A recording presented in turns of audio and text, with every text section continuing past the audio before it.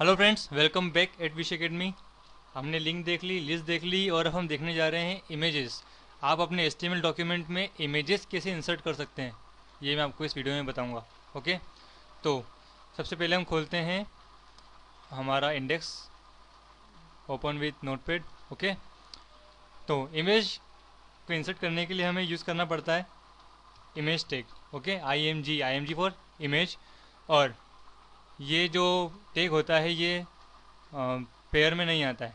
Okay, ये solo होता है, मतलब इसका केवल ओपनिंग टैग होता है, क्लोज नहीं होता है, क्योंकि इमेज कोई फॉर्मेटिंग नहीं है। इमेज एक तरह का डॉक्यूमेंट कह सकते हैं हम, तो डॉक्यूमेंट कभी ओपन या क्लोज नहीं होते, डॉक्यूमेंट केवल पुट होते हैं हमारी साइट पर। ओके, लेकिन इसके लगभग 7 एट्रीब्यूट्स होते हैं जो सभी काम करते हैं इस इमेज का। क्योंकि अगर आप इमेज केवल लगा देंगे और अभी हम इसे पुट कर देते हैं बॉडी में, ये बॉडी एट्रीब्यूट है, मतलब बॉडी टैग है, इसे हम बॉडी में पुट कर देते हैं और इसका हम आउटपुट देखिए अगर सेव कर तो ये देखिए देयर इज़ नथिंग, कुछ भी दिखाई नहीं देगा। यहाँ पर केवल एक एरर दिखाई दे रहा है, एक फटा हुआ पेज।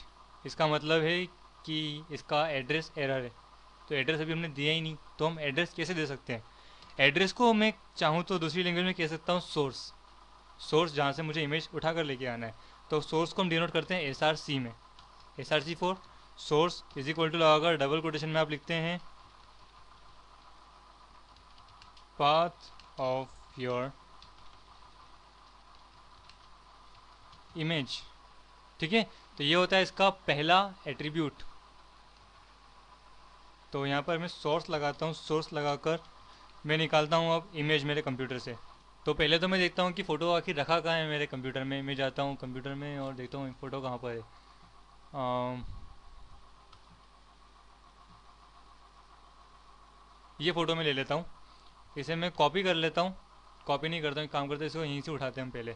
तो मुझे चाहिए इसका एड्रेस। अगर आप विंडोज 7 यूज़ कर रहे हैं तो आपको यहाँ पर एड्रेस बार में डबल क्लिक करने पर इसका एड्रेस मिल जाएगा।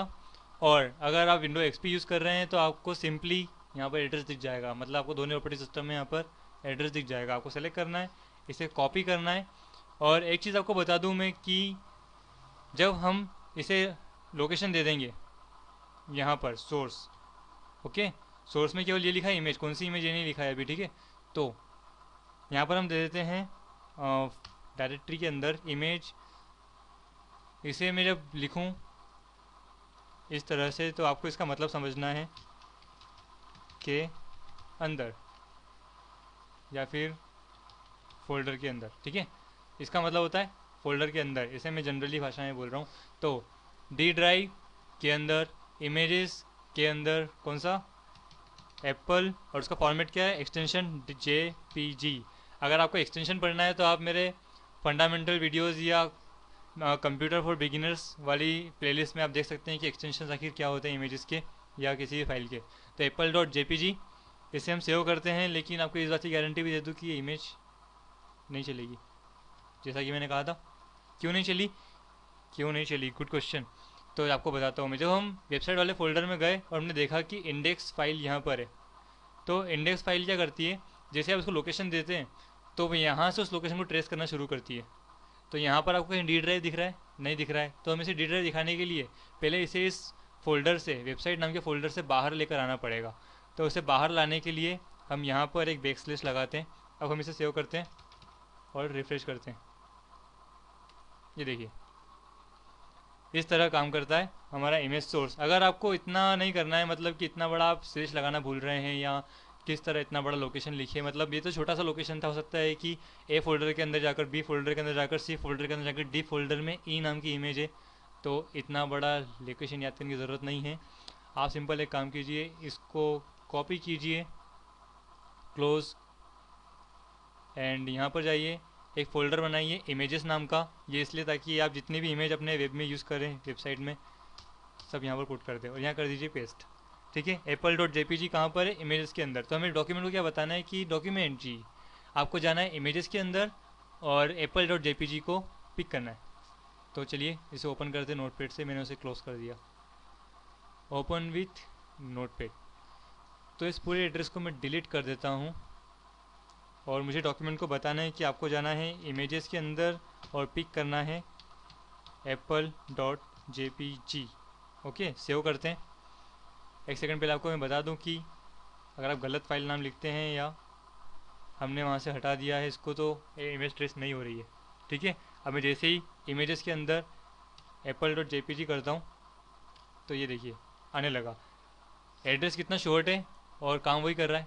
ठीक है, अच्छा मैं चाहता हूँ कि ये बहुत ज़्यादा बड़ा हो गया है तो इसकी कोई हाइट भी सेट करें हम।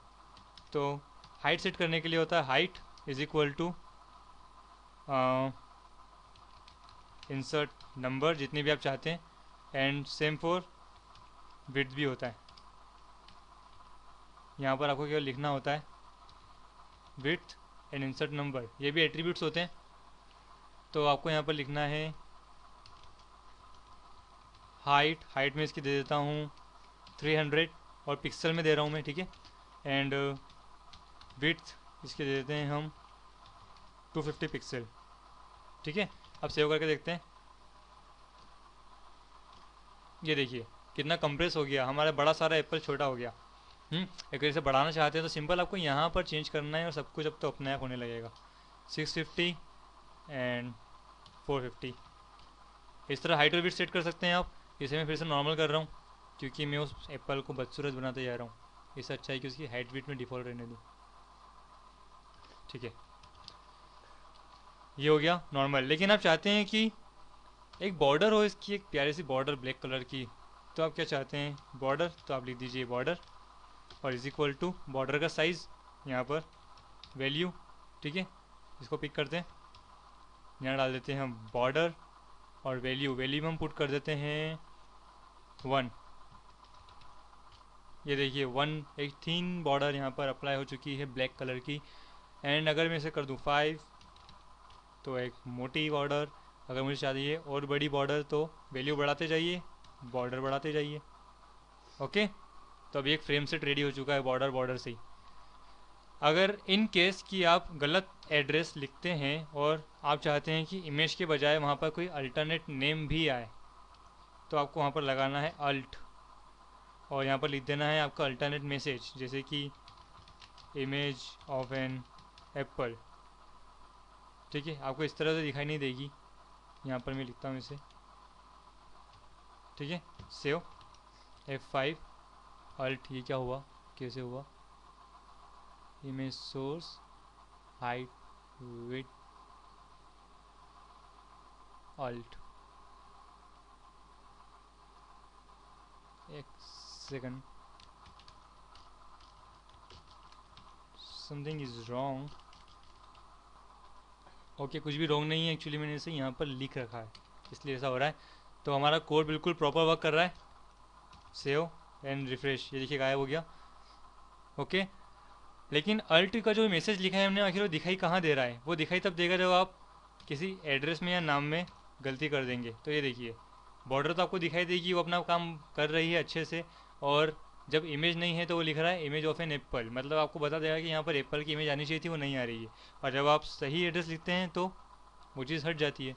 ओके, तो इमेज का सोर्स निकालिए, हाइट दीजिए, विड्थ दीजिए, border, alt, everything is here, और इमेज निकालिए। लेकिन अगर हम पिछले वीडियो को इससे मर्ज कर दें और अगर आप चाहते हैं कि एक इमेज ऐसी हो जिससे आप लिंक दे सकें, मतलब इमेज पे क्लिक करते ही कोई वेब डॉक्यूमेंट खुले या कोई साइट खुले, तो सिंपल आपको a space href is equal to address देना है। मतलब मैं देता हूँ यहाँ का एड्रेस www.apple की इमेज है ना, apple.com। ओके, और जहाँ पर इमेज ख़त्म हो रही है वहाँ पर एंकर टेक क्लोज, सेव। ये देखिए ब्लू हो गया, क्यों ब्लू हो गया, क्योंकि ये लिंक हो चुका है। जैसे आप क्लिक करेंगे ये पर्पल हो गया, लिंक कलरिंग मैंने आपको पिछली वीडियो में बताया था, ये खुल गया apple.com। ओके, तो इस तरह आप इमेज निकाल सकते हैं, इमेज को आप अपने हिसाब से कस्टमाइज़ कर सकते हैं, उस पर लिंक दे सकते हैं। तो निकालिए अपने वेब डॉक्यूमेंट में इमेज और बनाइए अपने वेब डॉक्यूमेंट को इमेज से भरपूर। मिलते हैं अगले वीडियो में, bye bye, take care and keep practice.